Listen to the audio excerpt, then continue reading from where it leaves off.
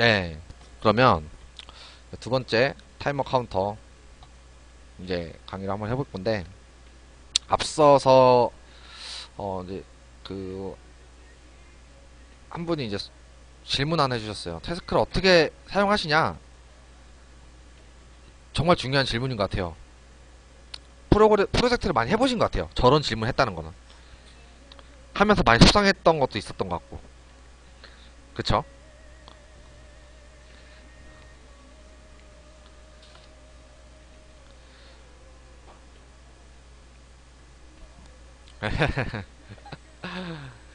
어, 솔직히 노하우라기보다는 저도 그런 경험이 많아요. 예를 들어서 그런 거예요.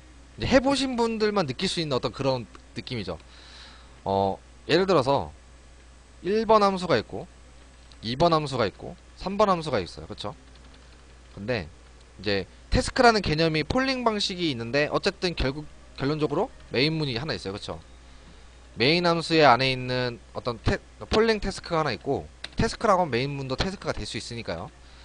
자, 타이머로 하는 IRQ. 그쵸? 타이머로 하는 타이머 IRQ. IRQ가 있는데, 예를 들어 두 개를 가지고 논다고 치면 이거 큰 차이점이 있어요.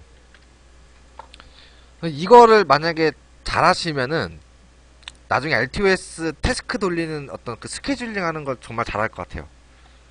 그러면 좀 솔직히 좀 노하우인 것 같은데, 근데 좀 노가다끼도 있어요. 예를 들어서 메인 함수라는 개념은, 예를 내가 여기다가 함수 1번, 함수 2번, 함수 3번 이렇게 쓰게 되면은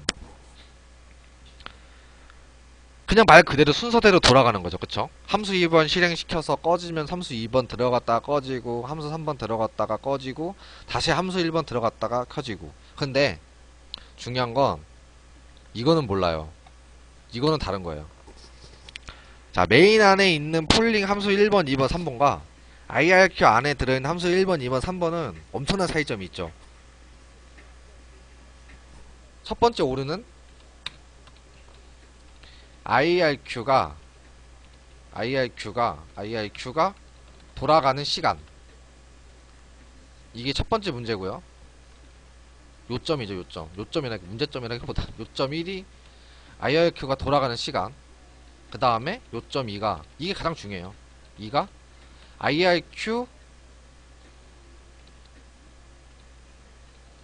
IRQ가 시작하는 시간이죠. 그쵸? 이 두 가지를 맞추지 못해서 엄청난 고생을 하는 거예요. 대부분의 사람들이. 그쵸? 질문하신 분은 아마 이것 때문에 돌아가실 거예요.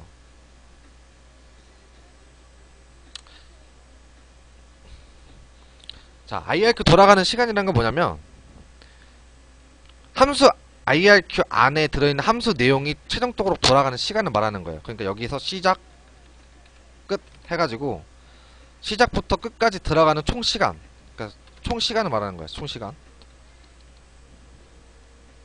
가 쓰면은 IRQ 안에 있는 함수가 전부 돌아가는 시간. 자, IRQ가 시작하는 시간은 뭐냐면, 이 IRQ가 호출되는 시간이에요.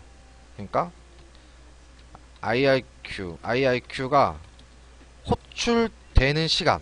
자, 여기서 타이밍이 제일 중요한 게 어떤 거냐면, 예를 들어서 IRQ가 시작하는 시간이 1초라고 할게요. 1초마다 IRQ가 계속 실행을 하는 거예요. 근데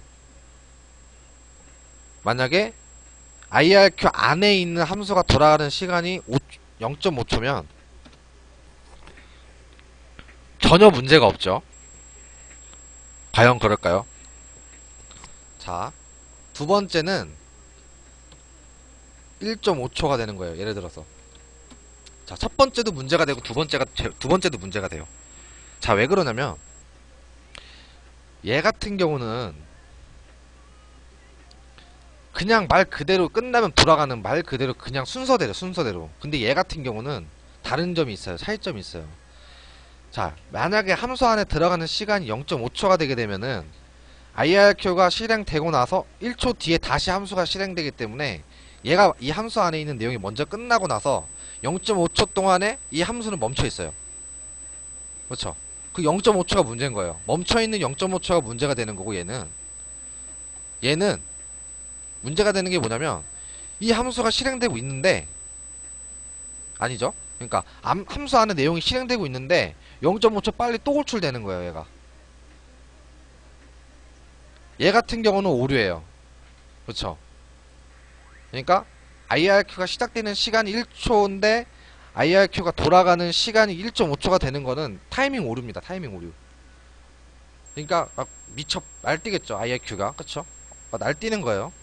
근데 얘 같은 경우는 오류는 아닌데 이 안에 있는 함수가 어떤 내용이냐에 따라서 오류가 될 수도 있고 안 될 수도 있는 거예요. 어떤 의미에서 그럴까요? 예를 들어서 우리가 회로를 짤 때 순차적 구속 알고리즘을 짰다고 쳐요. 그러니까 뭐 세그먼트 돌릴 때 예를 들어서 또 뭐가 있을까? 그냥 세그먼트 같은 경우는 보통 어떻게 되어 있냐면 데이터 라인은 공통으로 쓰고 그쵸? 그 다음에 에노드 캐소드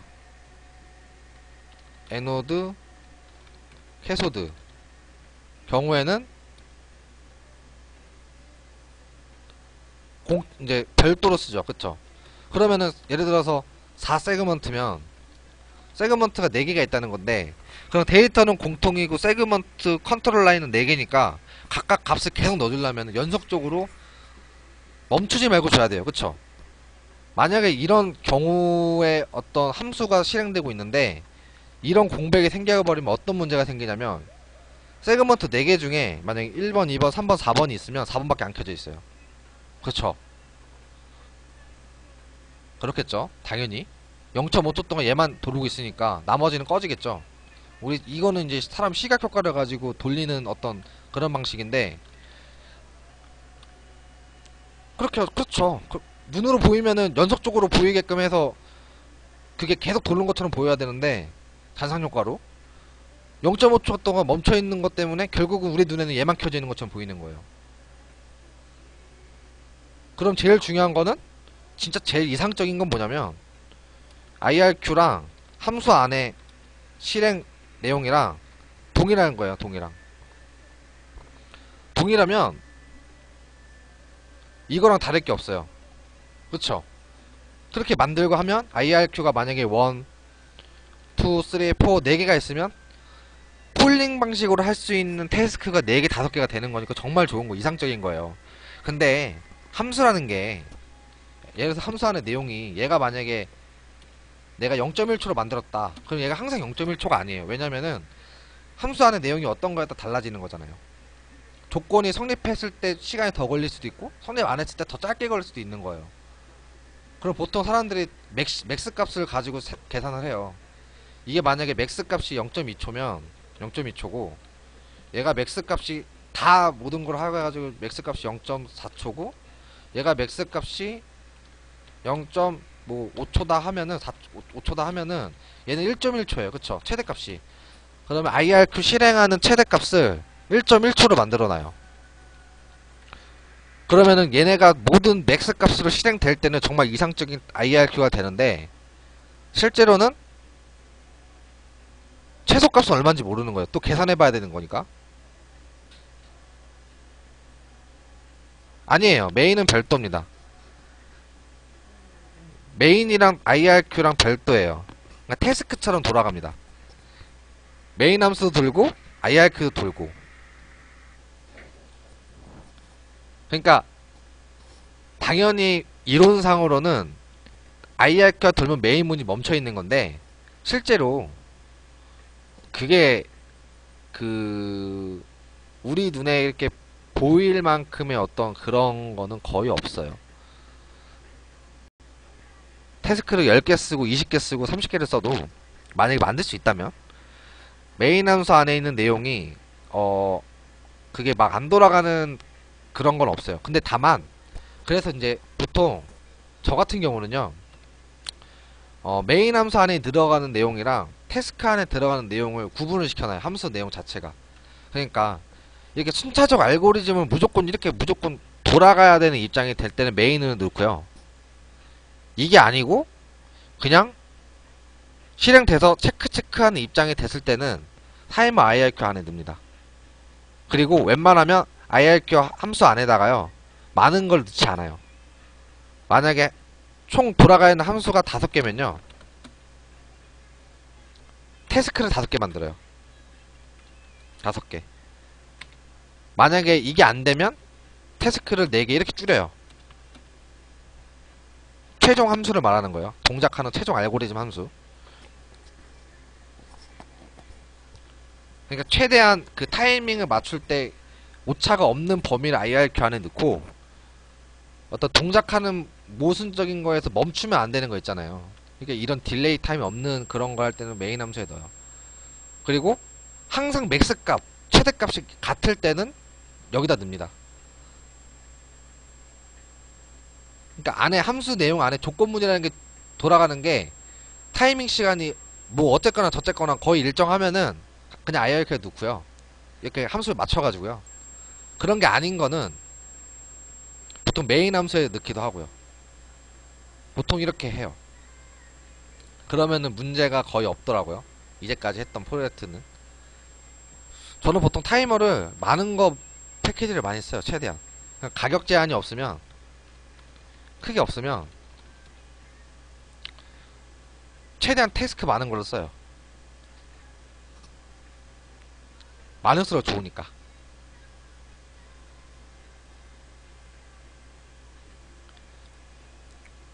어떤 부분 때문에 그 문제가 생기는지 말씀해 주실 수 있어요? 어차피 방송이기 때문에 어떤 문제가 있으면 그거를 한번 잡아보는 것도 듣는 사람 입장에서 도움이 될 수 있으니까 한번 그 부분 한번 언급 한번 해볼까요?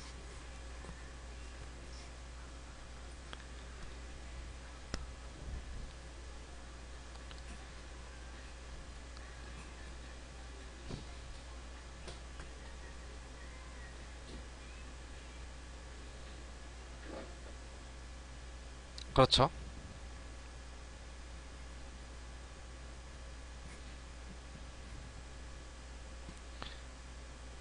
캔통신 인터럽트가 따로 있을 텐데.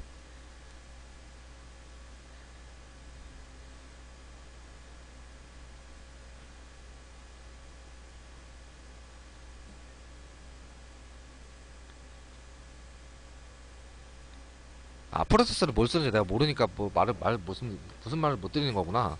프로세서는 어떤 거 쓰시는데요?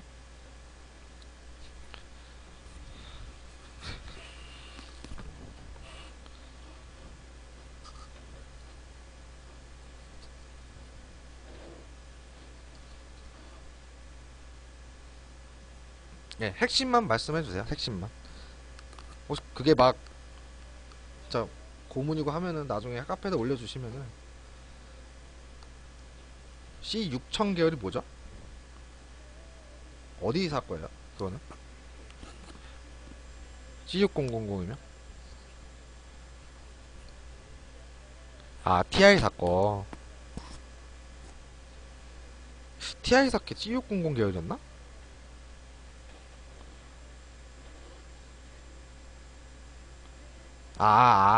예, 예, 예. 말씀하세요, 말씀하세요. 아, 뭔지, 이렇게 가니까 알겠다. 예, 예, 예.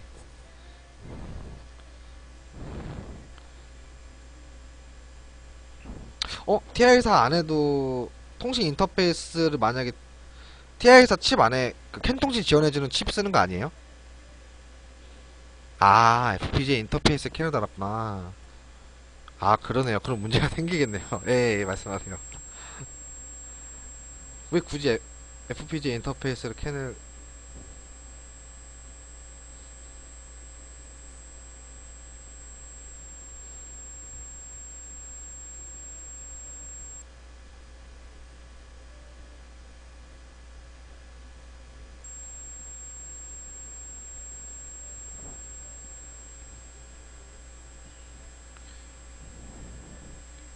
네네네네.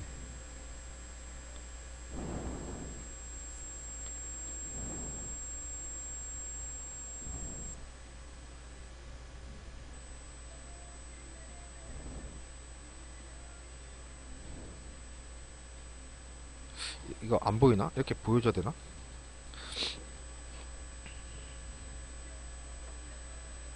네. 순차적으로 처리하는데 그게 타이밍이 문제가 돼요.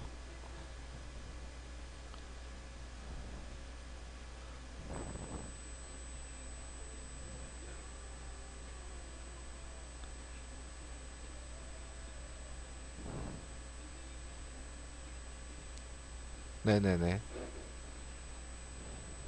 그럼 뭐가 문제라는 거지? 그냥 하나씩 하나씩 순서대로 처리해서 넘겨주면 그게 잘 안 되나?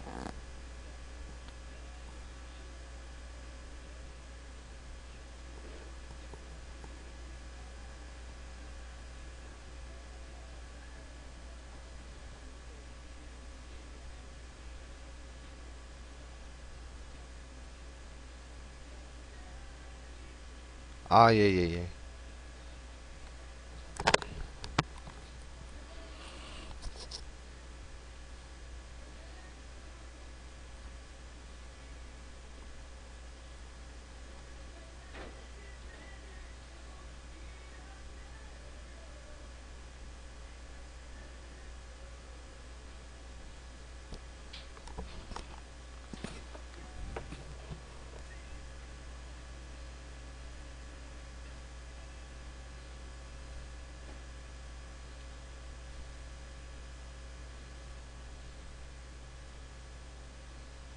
음,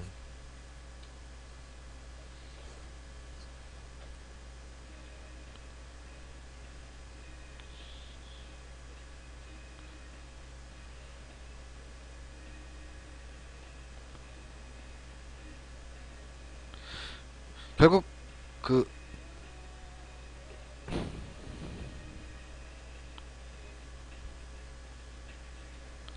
네네네.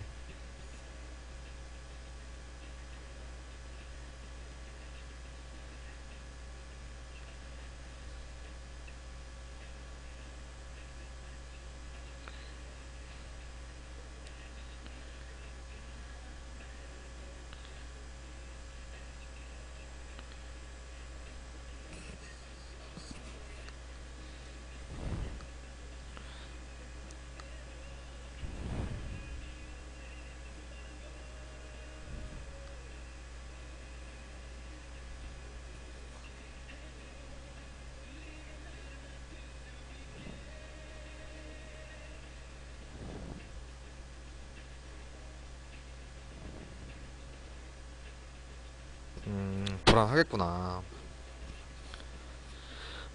비동기니까 비동기라서 그러면은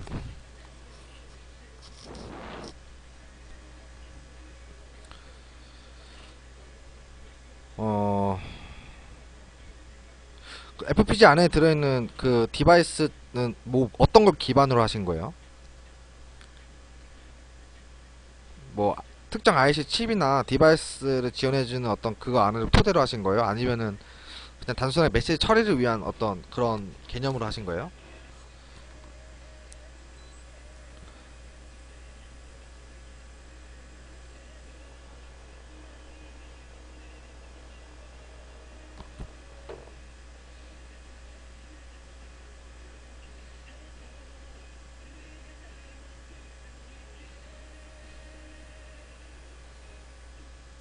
네네네.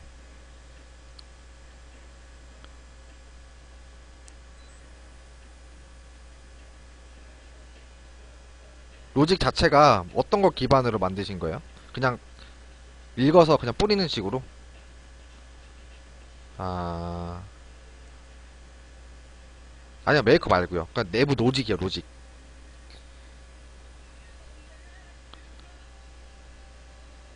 아,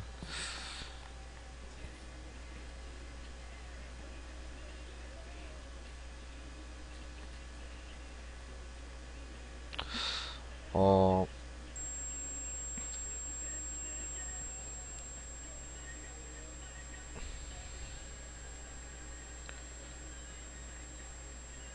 그럼 FPG 안에다가 메모리처럼 쭉 쌓아놔요? 버퍼처럼? 그리고 그거를 그냥 CPU가 순서대로 메모리 쭉쭉 읽어가지고 그냥 가져오는 것처럼? 예를 들어서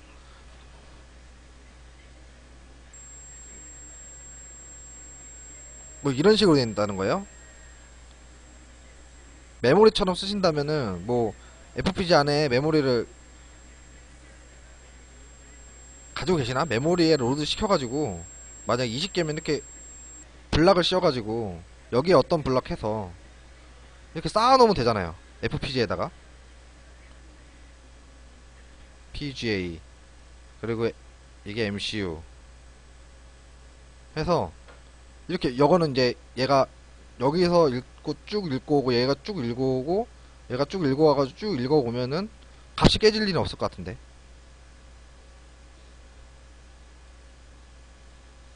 이건 불안할 게 없지 않아요? MCU가 읽어드리는 값은 정확할 것 같은데 메모리에 로드만 정확하게 돼 있으면.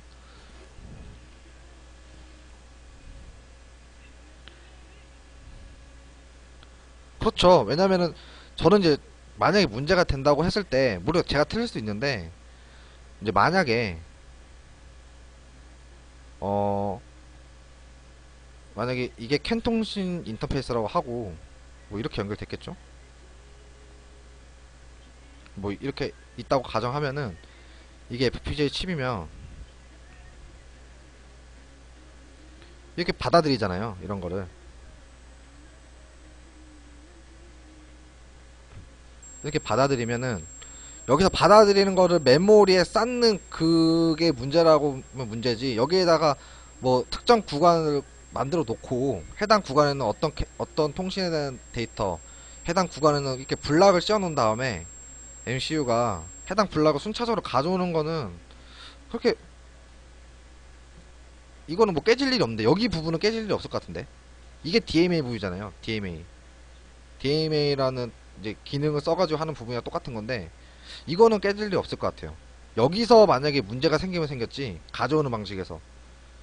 근데 여기는 로직을 어떻게 짜냐에 따라 달라지는 거니까 제가 어떻게 말씀드릴 수 없는 거고, 만약에 여기에 있는 값을 이렇게 병렬로 가져와서 메모리까지 쌓는 것까지 하는 그 FPGA 기능이 이상이 없다면은 여기서 가져오는 거는 특별히 이상이 없을 것 같은데. 어차피 메모리에 있는 값 그대로 가져오는 거잖아요.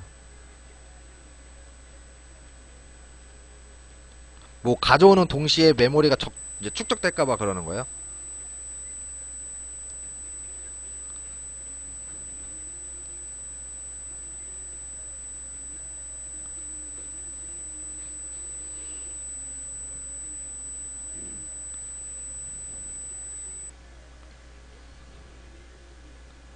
네네네.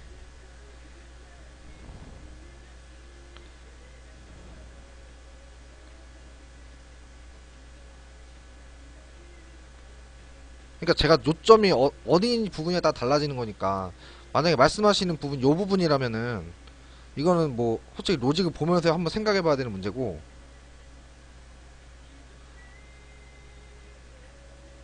아 이쪽 부분에서는 만약에 그렇게 블락으로 돼 있다고 하면은 굳이 문제될 건 없을 것 같아요. 어쨌든 여기서 읽어오는 과정에서 얘가 로드 시켜버리는 경우는 없을 거 아니에요. 왜냐면 블락을 씌워놓으면은 이게 순서대로 쌓을 거니까 얘가 여기 정도 읽어올 때 얘는 여기에 쌓으면 되는 거고 얘가 여기 읽을 때 여기다 요 위에다 쌓으면 되는 거니까. 네, 여기는 문제가 없을 것 같은데 여기가 된다고 하면 된다고 생각을 하고, 가져오는 읽어드리는 과정에서 깨지면 깨졌지 적축되어 있는 거를 가져오는 과정에서는 뭐 하드웨어적으로 설계가 막 선이 막 뒤죽박죽되거나 그러지 않는 이상은 문제될 거 없을 것 같아요. 제 입장에서는. 근데 뭐 방송 만약 보시면은 사람들이 만약 이 관련돼서 다른 의견 있으면 뭐 남겨주시겠죠. 우선은 제가 제 입장에서 봤을 때는 만약 그 방식이라면 메모리 액세스하는 과정에서 문제는 없을 것 같아요.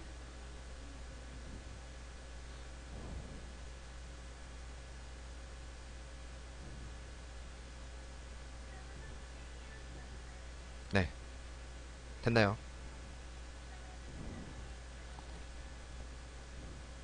예, 예, 예. 자, 우선은 이제 캔통신 넘어가, 아니 캔통신이란다. 그 타이머 부분을 레지스터 설정하는 부분까지만 할게요. 네, 다른 부분을 하다 보니까 좀 많이 늦어져가지고 어차피 타이머라는 부분이 내용이 많기 때문에 괜히 빠르게 했다가 이제 좀 빼먹는 내용이 있을 것 같으니까 혹시라도 내가 만약에 아 그래도 이 부분까지 해야겠다 싶으면은 제가 내일이라도 방송을 열어가지고 나머지 부분을 하는 걸로 하겠습니다. 아시겠죠? 우선 프로젝트를 만들게요.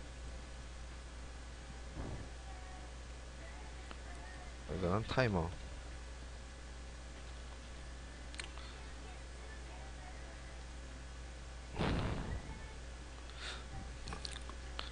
지금 TI사 레지스터도 말 그대로 헤드만 주나요? 지금도? TI사 거도? 아니면 ST처럼 이렇게 이제 쉽게 레지스터 설정할 수 있게 이렇게 주나요? 옛날 거는 그렇게 안 돼 있어가지고 지금 건 또 모르겠네.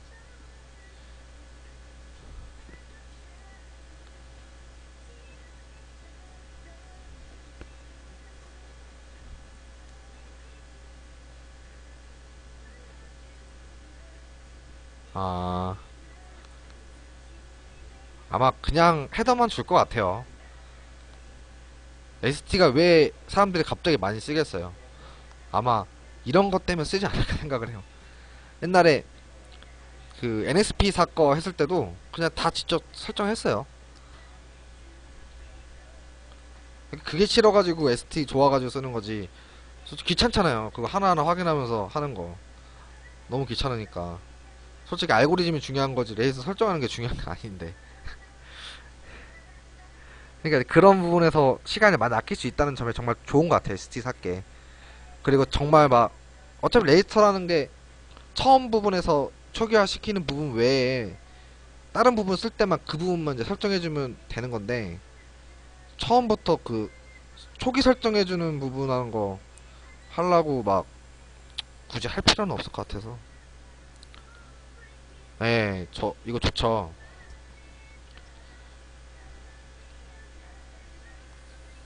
정말 잘 만들었어요. 정말로. 그쵸? 저도 원래 IR이랑 K를 같이 병용해서 쓰고 있다가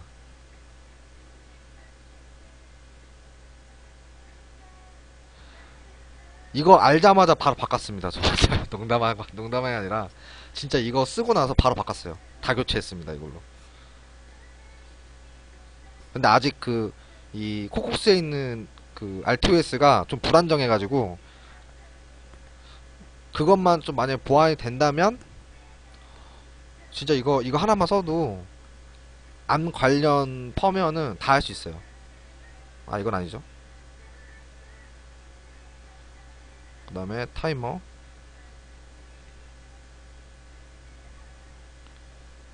그 다음에 인터럽트 벡터 테이블을 만약 쓰게 되면 이걸 선택을 해줘야 된다고 했고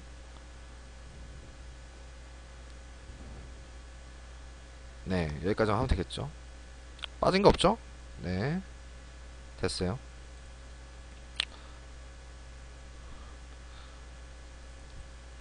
아휴 국방 쪽에서 일을 하시는구나.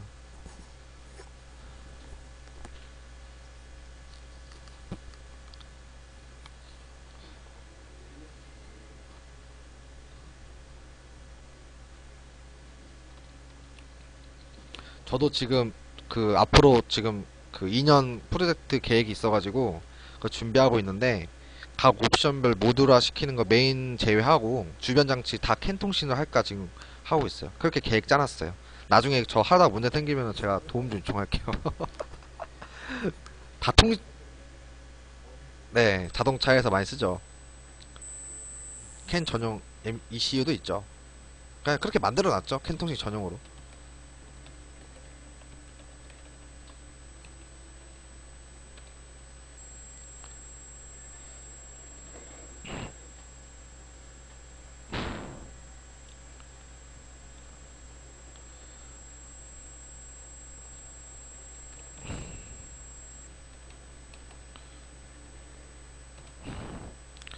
지금 하는 부분은 계속 했던 부분이니까 그냥 말 안 하고 그냥 만들어 갈게요.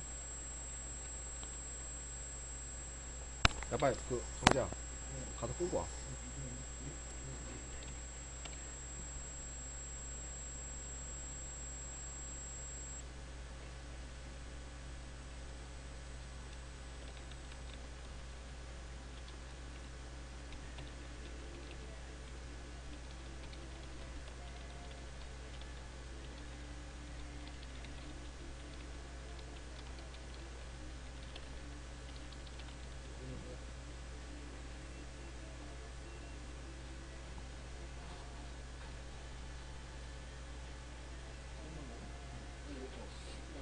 ECU 못 쓰세요?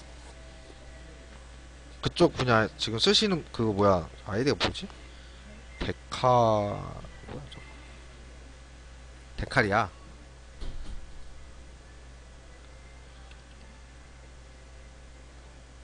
아 이게 아니지.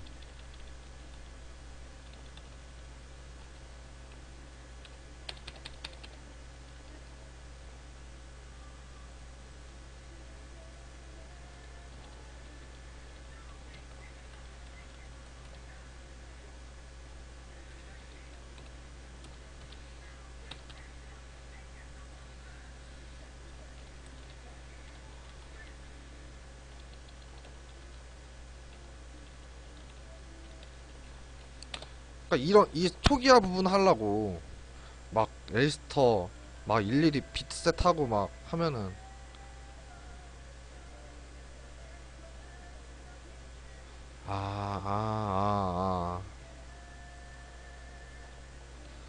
오랜만에 들어보는 것 같아요. 풀스케일.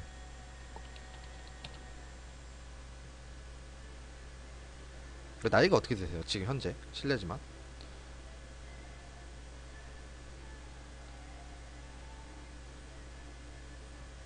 그쵸.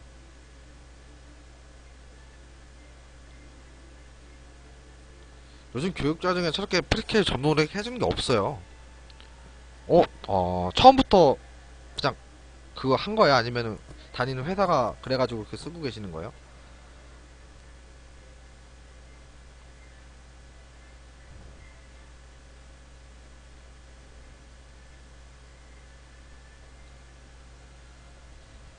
아,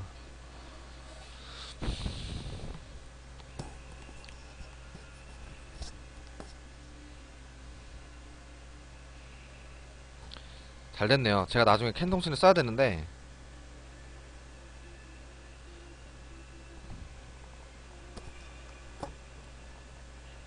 30일인데 관리로 넘어간다고요?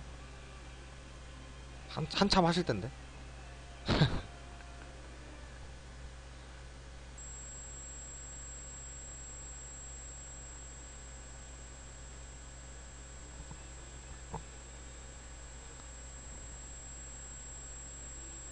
그쵸? 31이면은,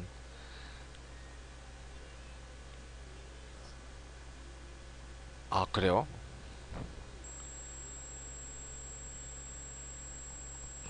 우선은,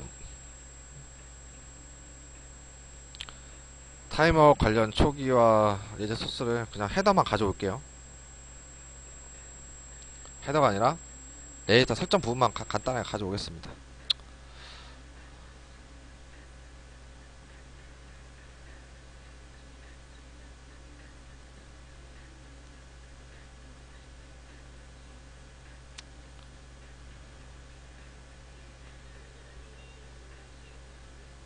우선 가져와서 필요한 부분만 가져올게요.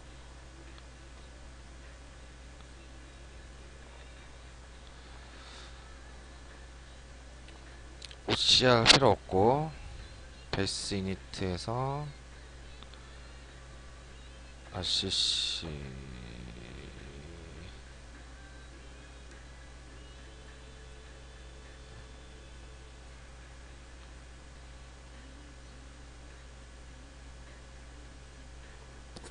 기본 다 솔루션 가지고 하잖아요. 솔루션 구매해서 솔루션 개발하는 업체가 다 따로 있으니까.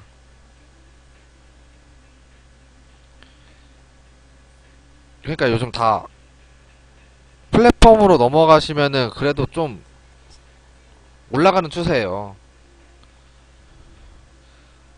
회사가 그렇게 플랫폼 위주로 해주면은 더 좋은 거예요. 제 생각은 그런데 아닌가?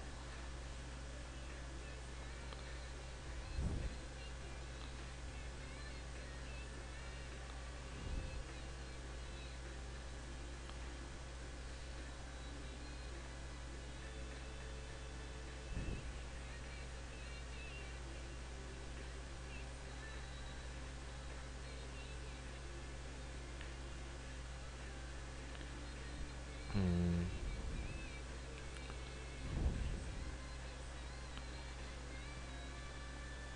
디바이스단 말고 그래도 어플단은 그래도 개발하지 않아요? 어플단까지 이렇게 가져와가지고 플랫폼 자체를 그렇게 통째로 가져오나? 그렇게 가져와요? 그러면 나오셔야지.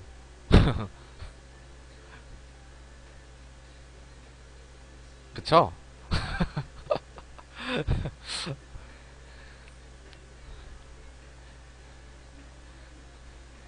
다행이네요. 어플까지 넘어가면은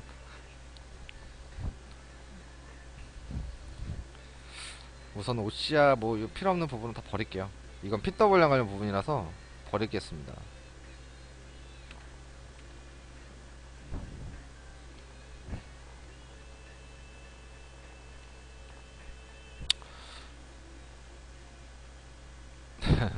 빨리 그 플랫폼 디바이스단 해가지고 하셔가지고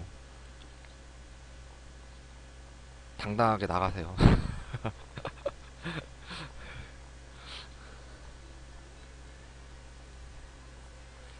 아,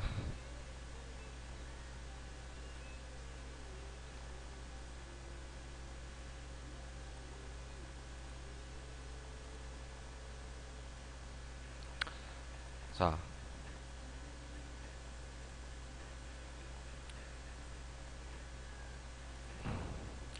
오늘은 그러면 그 레지스터 설정하는 그런 내용만 간단하게 설명을 하고요. 내일이나 아니면은 시간 되는 주에 제가 따로 방송을 올리든가 해서 어, 그 제가 왜 뭘 할 거냐면 제가 뭘 하려고 그랬냐면 이걸 하려고 그랬어요. 그러니까 디버그로 디버그 딜레이 계산 방법 그 다음에 타이머 계산 타이머 IIQ 그 다음에 딜레이 함수 이거 많이 쓰니까 한번 만들어 놓으면 쭉 쓰는 거라서 이게 가장 의미 있을 거라 같아서 제가 이걸 하려고 그랬는데 이거 다 하나 설명해 버리면은 한 2시 가까이 될 것 같아요.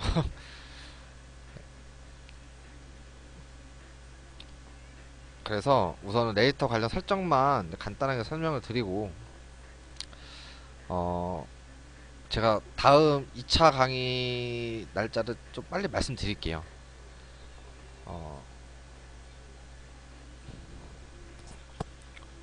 우선은 제가 설명을 드리면은 음, 자 타이어 베이스 타입 데프라는 게 이제 이렇게 구조체 형식으로 되어 있습니다. GPI어 부분을 뺄게요. 어차피 이거 다 아시는 부분이니까 이거 다 뺄게요. 이것도 뺄게요. 자 타이머 1이 APB1에 들어있으면 1에 있겠죠? 자 APB1이라는 프리퍼플 안에 타이머 2, 5 이거밖에 없어요. 타이머 1이 없죠? 실제로 APB2에 있었잖아요. GPIO 라인에 72메가 라인에서. 그래서 이 라인이 있을 거예요. 타이머 1도 마찬가지고. 그리고 헤더도 설정 선언을 해줘야 되고. 어,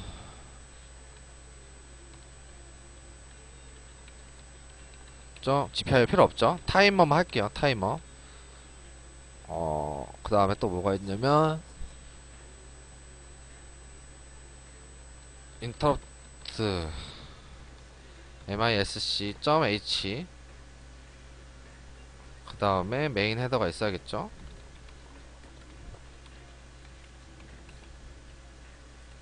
자 RCC 라인 자 APV2 라인에 타이머 1에다 이네이블 시켜준 거예요. 매뉴얼 보면은 역시나 APV2 라인에 있겠죠. 뭐 당연한 거죠. 블럭 다이어그램을 보면은 타이머 1은 자 APV2 라인에 있어요. 그러니까 APV2가 되는 거고 타임 베이스에다 프리스케일 B가 있고요. 그쵸? 그 다음에 카운터 모드라는 게 있고 자, 자 주기가 있고요. 그 다음에 클락 디비전이 있고요. 그 다음에 타이머 1 이네이블 이전에 여기 이네이블 시켜주고 하는 부분이 있어요. 자 설명드릴게요. 자 간단하게 우리가 구조체 선언해준 거 타임 베이스 그쵸? 안에 보면 헤더가 이렇게 하나 둘 셋 넷 다섯 개가 있습니다 기본적으로. 그쵸? 그럼 여기 위에 안 써있는 게 이게 리핏 카운터라는 게 있는데 이것도 뭐 선언을 해주면 돼요. 필요 없으니까 빼놓은 건데 뭐 이렇게 한다고 치고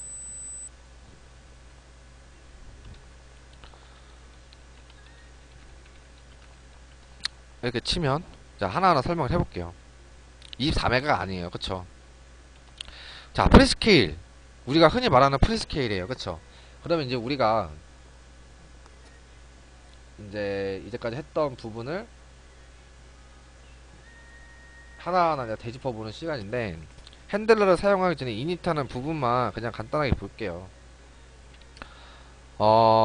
자, 프리스케일이라는 거는 앞에서 말했다시피 어떤 그 주기를 계산하는 거예요. 그러니까 결국은 이 프리스케일이랑 자, 포리어드 이 주기랑 이제 우리가 계산해야 되는데 타임 클락 디비전이라는 게 있잖아요. 그쵸?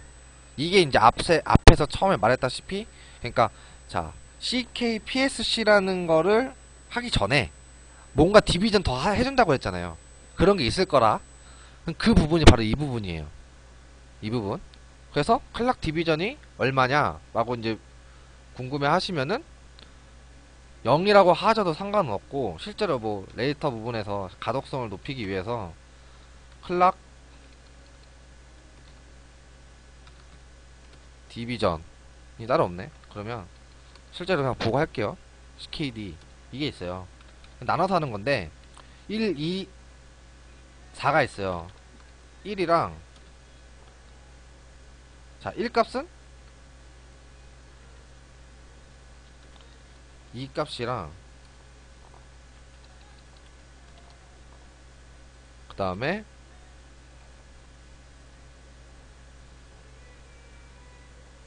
3값이었나 아까쯤에? 4값이었나? 해서 이거 볼게요. 이게 아닌데?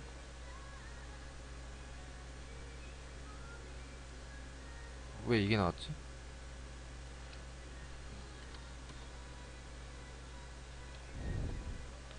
CKD DB 이거거든요? 그러면 이거는 얼마냐면 0이잖아요. 그쵸? 이게 그거예요. 앞에서 디비전은 0으로 할 것이냐 뭐 1로 할 것이냐 얼마로 할 것이냐는 데이터 시트에 나와 있는 것처럼 얼마로 나눌 것이냐 그 의미입니다. 실제로 이거 안 나눈다 가정하면은 메인 클락이 72메가 들어오는 기준이 되는 거예요. 지금 여기서 메인 들어오는 게 최대 72메가잖아요. 그쵸? 그러면 디비전이 없다고 가정하면 그냥 72메가 말 그대로 그냥 PK로 들어와요. 처음에. 그러니까 CKPSC 처음에 우리가 했던 그 레지스터 설명했을 때 CKPSC라는 레지스터에 실제 72메가가 들어온다는 거예요. 저걸 영어로 하게 되면 이거를 여기다 써야겠죠. 이렇게 되면은 여기가 아니구나. 여기다 하면요. 자, 그 다음에 자 프리오드랑 프리스케일이랑은 이제 우리가 나눠줘야 되는 거예요. 어떻게 나눌 것인가? 이거는 뭐 보통 이게 이제 카운터 값에 대한 어떤 그 값을 의미를 하고요. 우리 입장에서. 그 다음에 프리스케일 값은 앞에서 이제 디비전 해주는 거잖아요. 그쵸? 그럼 보통 우리가 많이 쓰는 게 1마이크로 세컨드 많이 쓰잖아요. 그쵸? 1마이크로 세컨드 많이 써요. 이걸 가지고 이제 10마이크로도 만들고 1mm도 만들고 1초도 만들고 막 이렇게 하잖아요. 그러니까 이거는 뭐 선택하기 마음인데 저는 기본적으로 1마이크로를 먼저 만들어 놔요. 타이머 하나는 여러 개 중에서 하나는 이렇게 만들어 놓습니다. 그러면 예를 들어 우리가 지금 여기 쓰는 게 72MHz니까 1 마이크로 세컨드를 만들려면 이게 1메가가 돼야 돼요. 그쵸? 1MHz를 만들어야지 실제로 우선은 얘 입장에서 들어오는 그거는 1 마이크로 세컨드가 되겠죠. 나눈다고 하면. 그럼 72메가에서 얼마나 나누면 그게 되겠습니까?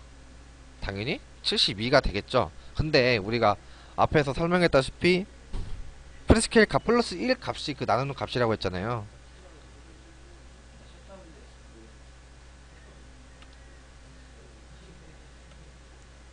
그러니까 71이 되는 거고.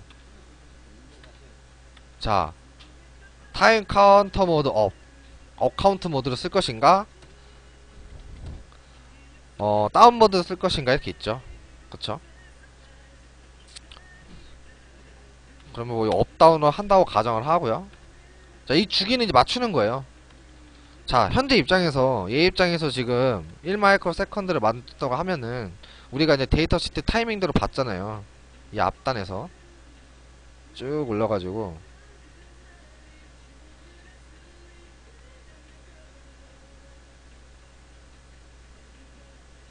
뭐 아무데나 볼게요. 아, 이거 아니, 이거 인터럽트 그러는구나. 뭐 아무데나 보면은 어 클락 자체가 그냥 그대로 들어와요. 그쵸? 카운터 레지스터도 이 값에 맞춰가지고 결국 그대로 들어오는 거고 나눈 게 없으니까. 근데 우리가 만약에 이게 여기도 없네. 프리스케일 값이 있는 데가 있었죠. 쉽게 하고 싶으면 프리스케일 값도 0으로 그냥 해버리면 돼요. 근데 보통 저렇게 많이 해요. 저 같은 경우는 뭐 본인이 편하실 대로 하시고. 이것도 아니고 어딨죠?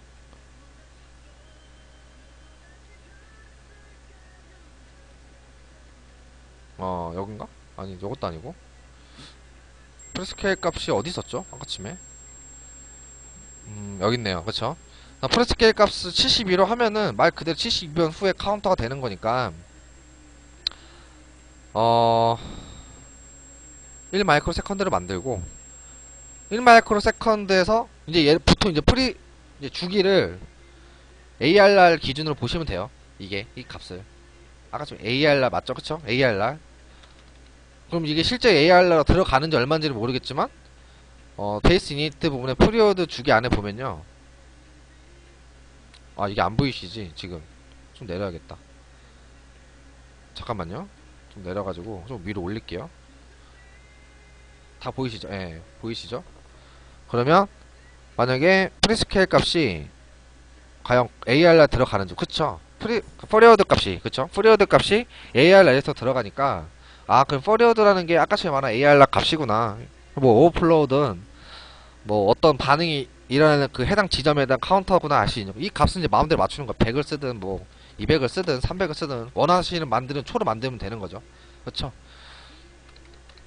근데 저는 보통 이제 그 포리오드 하기 전에 이걸 보통 1마이크로를 만들어 놔요. 그 다음에 이제 거기서 계산을 해요. 편하게. 네, 태스크를 뭐 1ms로 만들 것인가 아니면은 뭐 100마이크로 세컨드로 만들 것인가, 이거는 뭐 상황에 따라 달라지는 거니까. 그래서 뭐 이거 대충 100으로 놓을게요. 놓고 디비전 놓고 리피트 카운터 레지스터 이거는 값을 어떻게 넣을까요?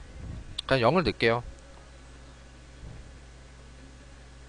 리피트 카운터 레지스터 값을 그냥 0으로 넣고 이네이블 시켜주고 타임 베이스 이닛 해주고 타이머를 실행해주면은 이 실행은 뭐겠어요? 아까쯤에 우리가 봤을 때 그냥 예측할 수 있죠? 이네이블 이 신호겠죠? CE 그쵸? 이 CE에는 이네이블 해주면 타이머가 돕니다. 그냥 도는 거예요, 그냥. 그러면 뭐 이벤트가 터지냐 안 터지냐 관련된 함수는 타이머하고 관련된 함수가 나와 있어요, 여기에. 그쵸? 이 위쪽은 이제 ARR 프리드 컨피그. 자,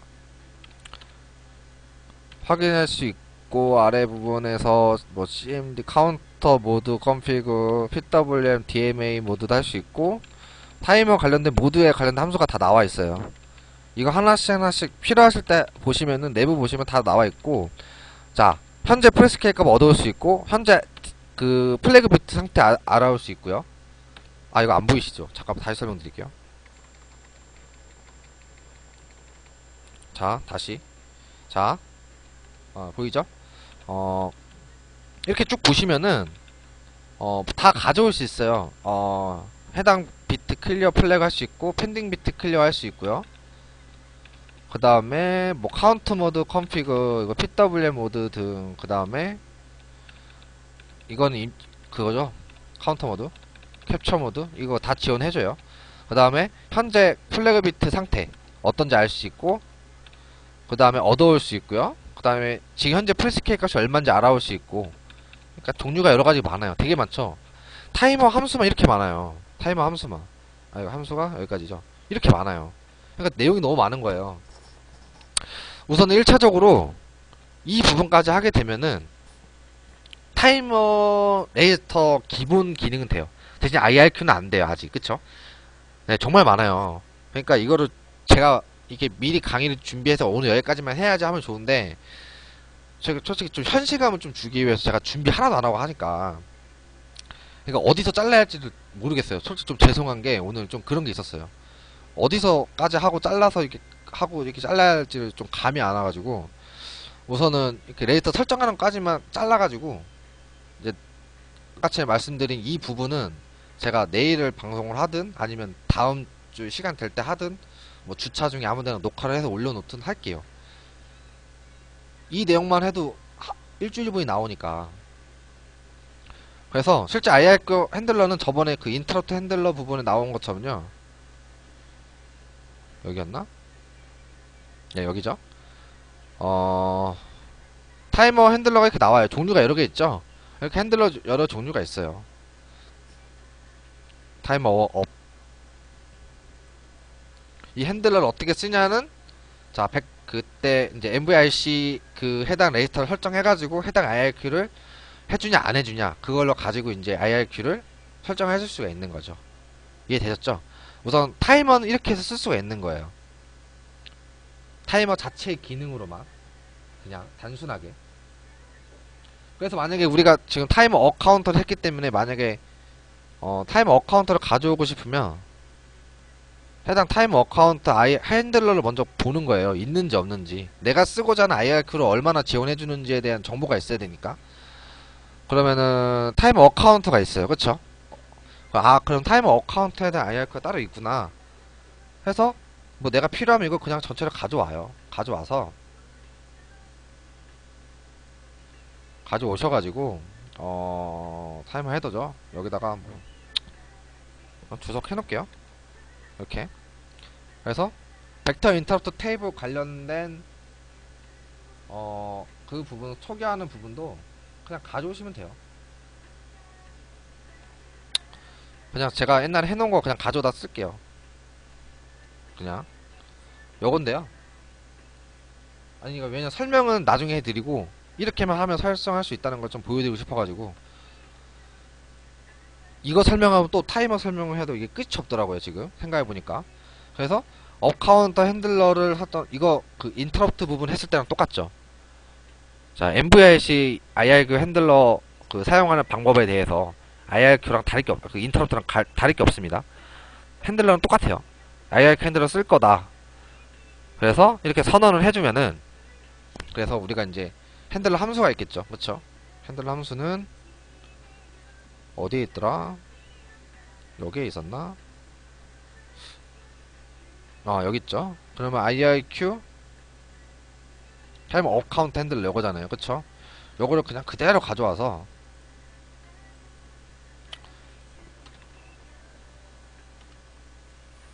요거를 이렇게 해서 이렇게 하게 되면은 이 타이머가 예를 들어서 1 마이크로 세컨드 프리스케일 그 값이 카운터 계속 하다가 CNT 값이 ARR 값 100이랑 같아지면은 IRQ가 터지겠죠. 왜? 내가 설정했으니까. 그래서 핸들러가 쭉 달아나서 이 함수 안에 있는 내용이 실행되고 나오는 거예요. 그럼 아까 처음에 제일 처음에 했던 요거 뭐야 이거 아니고 그 플래그 비트 계속 서있던 거 있었잖아요. 여기 있죠. 자, 요거 초기화 시켜줘야 된다 그랬죠 제가.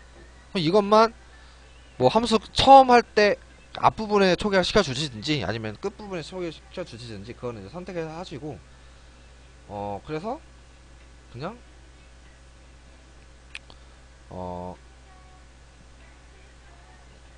타이머 클리어 펜딩 비트 해서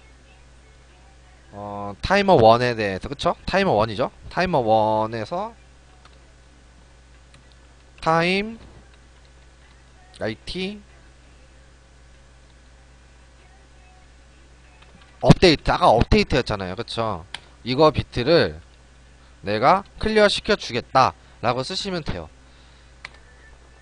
그리고 만약에 좀 아까쯤에 제가 이 내용 원래 말씀드리려고 말하는데 질문 해주신 거 중에서 만약에 그 타이밍 그 태스크가 맞지 않으면은 아싸리 그냥 아예 그 들어올 때 타이머 꺼버리세요.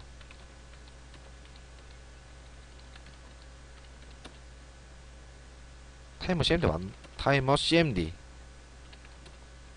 그쵸? 타이머 1에 디세이블 그냥 꺼버리세요.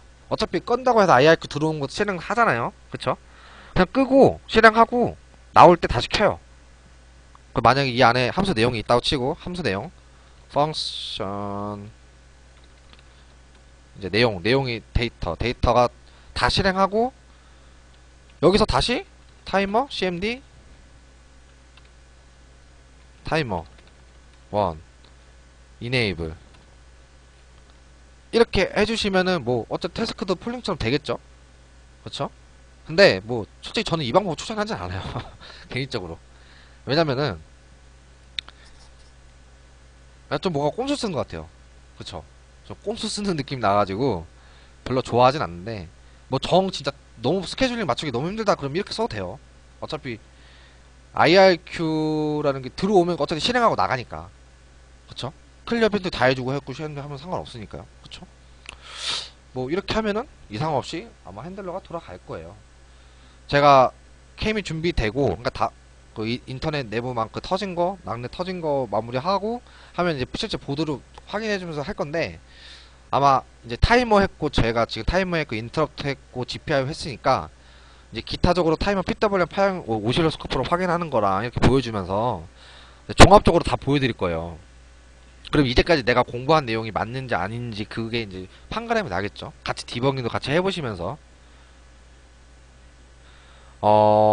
핸들러 개념은 말 그대로 요런 거죠, 요런 거. 모르겠어요. 이게 설명하는 사람마다 좀 차이가 있는데 그냥 간단하게 설명드리면 자, Q라는 게 있어요. Q. 이 Q를 우리가 보통 이벤트라고 그래요. 이벤트라고 하는데 어떤 특정 조건에 만족되는 해가지고 만약에 Q라는 게 발생을 하면 Q라고 합니다. 나중에 이제 RTOS나 어떤 운영체제를 할 때 이 Q라는 말을 많이 쓸 거예요. Q가 이제 이벤트라는 거예요. 보통 이제 Q라는 게 생겨요. 그러면 만약에 이게 메인문이면 이제 마이크로 프로세서라는 개념에서 이렇게 실행을 하다가 그러니까 메모리 레지스터죠. 그쵸? 레지스터에서 이거는 메모리 코어에 있는 레지스터입니다. 레지스터가 막 카운터하면서 막 순서대로 실행하고 있다가 Q라는 게 받으면은 벡터 테이블이라는 게 있어요. 그러니까 우선순위 벡터 테이블에 인해 가지고 기존에 있던 이 함수 실행하는 걸 정지시키고 이 Q에 있는 값을 가져와요. 그래서 이 Q 값을 읽고 나서 이거에 맞는 IRQ 핸들러를 동작을 시킵니다. 네, 그렇죠. 벡터 테이블이죠. 그걸 보고 그에 맞춰가지고 우선순위에 맞춰서 그래서 IRQ를 실행을 하면은 이게 또 이제 레지스터는 하나니까 이게 쭉 실행을 해요. 이렇게. 그리고 다 끝나면 다시 반납을 합니다. Q를. 그리고 얘는 이전에 여기서 작업했던 그 기억 정보를 가지고 있어요. 메모리 안에. 그래서 그걸 다시 가져와서 다시 또 실행을 해요. 이런 걸 계속 반복을 하는 거예요. 그럼 예를 들어서 아까쯤에 누군가가 말씀드렸는데 인터럽트가 진짜 많이 터지면은 메인문이 안 돌 수 있는 경우가 생길 수도 있는 거예요. 진짜 너무 많이 터지면. 근데 우리가 말하는 그 인터럽트가 너무 많이 터진다는 개념이 솔직히 뭐 펌웨어라는 그 기준에서 내가 인터럽트를 남발만 하지 않으면은 뭐 이상은 없어요.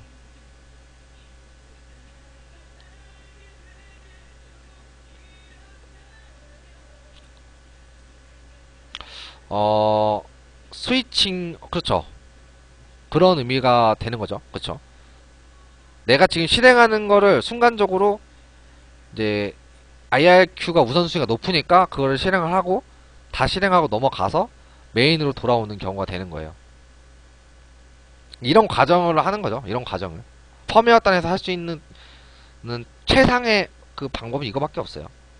근데 이거를 이제 좀 응용해서 하는 게 야 나는 그 타이머라는 기능, 그러니까 태스크라는, 그렇죠. 그런 거를 핸들러고 하는 거죠. 핸들러라는 그 정확한 명칭은 함수예요, 함수. 그러니까 Q라는 거를 이벤트라고 하면은, 그러니까 IRQ라는 게 이벤트라고 하면요, 핸들러는 함수가 되는 거예요. 그 Q에 맞는 함수. 그러니까 그 Q가 발생하면은 동작하는 함수를 핸들러라고 그래요. 다룬다는 거죠. 그렇죠?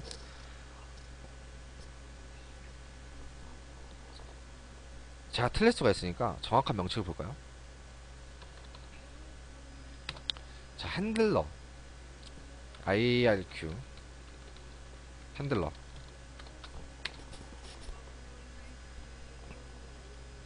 근데 이게 뭐 거의 뭐 같은 의미라서 IRQ만 쓸게요.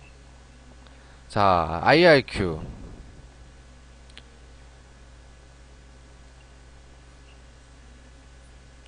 자, 키보드 뭐 정해지지 않는 입력 시간이 발생하는 장치. 그냥 인터럽트라는 거죠. 그쵸? 그 데이터를 입력하기 위해 현재 처리하는 작업 일시 중단하고, 그 다음에 IRQ란 이 인터럽트를 처리하는 처리를 실행하는 신호를 말한다. 그쵸? 신호를 말하는 거죠. 신호. 그냥 이게 솔직히 Q라는 거죠. 어떻게 보면. 그럼 솔직히 Q를 한번 볼까요? Q. Q. Q를 볼까요? Q.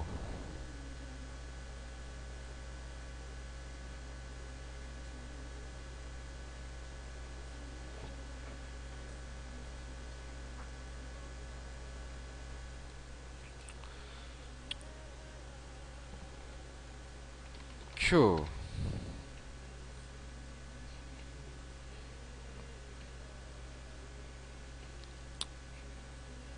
Q. 그쵸? 이거죠? 스택 Q.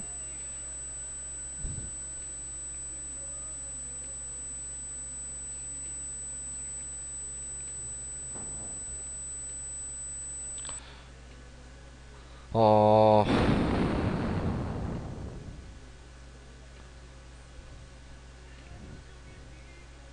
그러니까 IRQ라는 어떤 신호가 이제 Q가 되는 거예요. 그쵸? 근데 그 Q가 이제 여러 가지 목록 중에서 현재 선택된 Q가 이제 실행을 하는 건데, 그 선택된 Q가 돌아가는 게 핸들러가 될 거예요. 똑같은 의미인데 이게 좀 말을 풀었어가지고 핸들러.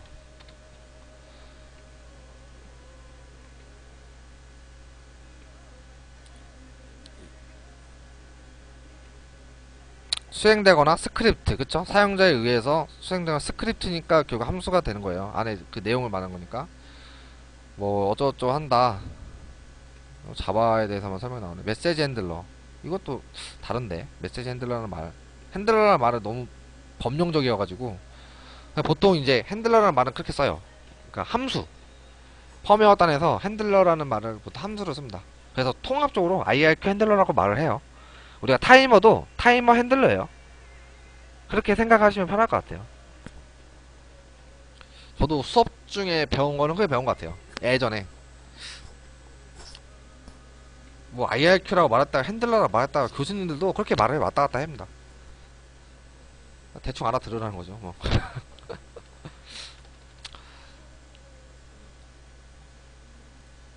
자, 어쨌든 그렇게 해가지고 이렇게 사용을 하시면 어쨌든 우리가 원하는 태스크라는 기능은 돼요. 태스크. 기본 태스크. 그쵸? 근데 이 태스크만 만드는 게 솔직히 중요한 건 아니에요. 이 태스크를 어떻게 활용할 것인가 더 중요한 거니까. 그런 부분은 지금 이게 방송 또 이게 시간이 너무 오래되다가 1시간이 넘어가네 벌써. 그러니까 넘어가면 안 되니까 어 제가 최대한 빠르게 날짜를 정해가지고 나머지 부분을 방송하는 걸로 할게요. 그래서 녹화는 이렇게 마치고 다음 부분은 제가 이 부분 할 거예요. 이거 먼저 이 부분을 먼저 해서 이 방송 먼저 마친 다음에 바로 PWM 강의가 바로 시작하겠습니다. 어쨌든 수고 많으셨습니다.